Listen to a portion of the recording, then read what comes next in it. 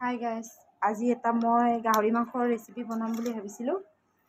এইটো আমাৰ মালিকে গাহৰি মাংস ভাল পায়, সেইটো কাৰণে এইটো ৰেচিপি বনাই আপোনালোকক দেখাম। গাহৰি মাংস আনিলে আমাৰ আৰু গৰম পানীৰে মাংসখিনি অলপ সময় তিয়াই ৰাখে। আজি ৰেচিপিটোৰ কাৰণে এইখিনি বস্তু দৰকাৰ হ'ব। পিঁয়াজ, কেঁচা ধনিয়া লৈছোঁ মই, জিৰা, গোটা জিৰা লৈছোঁ, জলকীয়া, আদা, নহৰু, বিলাহী, ছানৰাইজ চাহী গৰম মছলা, তাৰপিছত ৰেড চিলি পাউডাৰ আৰু গৰম মছলা।